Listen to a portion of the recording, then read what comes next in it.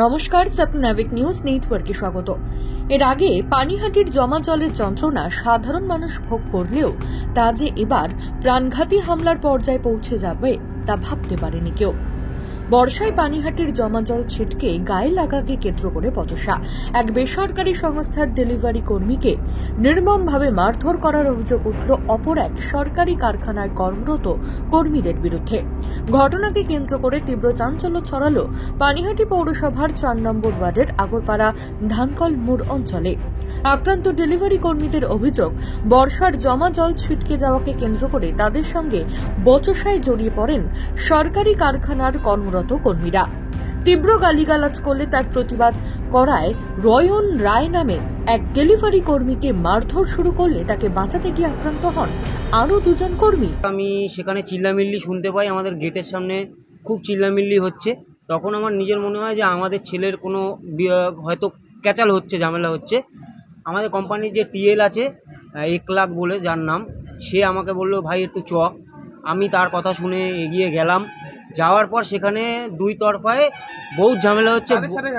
ঝামেলা হচ্ছে central war হাউসের কিছু মানে মাল আর কি লোডিং আনলোডিং করে।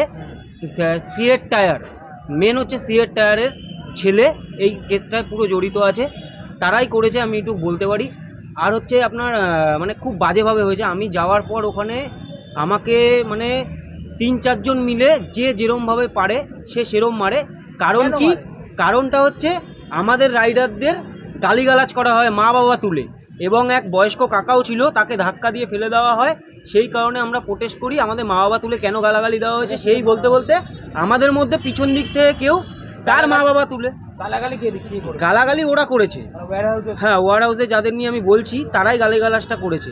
তা আমাদের মধ্যে দিয়ে কেউ একটা এই গালি শুনে তখন বলে যে গালিগালাজ করছি কেন, আমরাও গালিগালাজ করি তাদের মা বাবা নিয়ে। সে আমাদের কোম্পানিরই কেউ হয়তো গালিগালাজ করেছে, আমরা জানি না কে করেছে, বাইরের ছেলেও সেটা হতে পারে।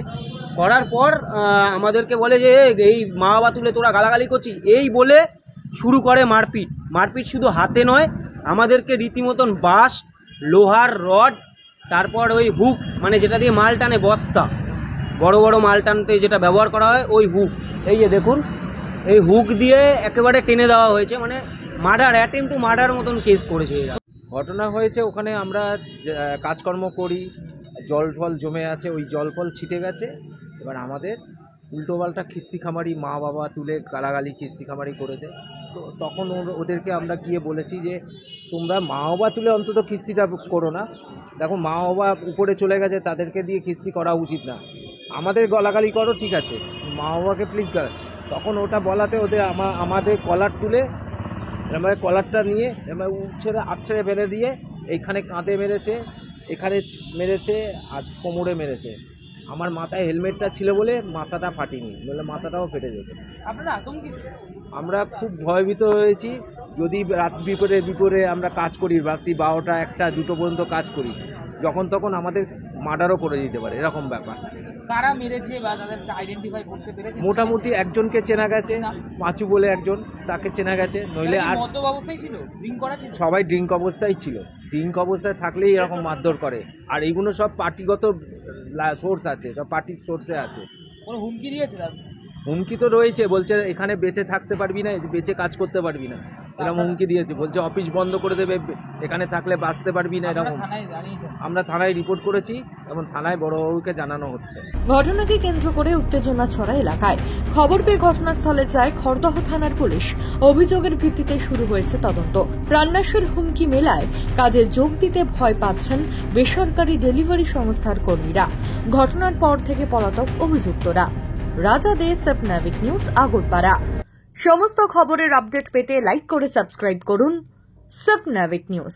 সেই সঙ্গে বেল বাটন প্রেস করতে ভুলবেন না।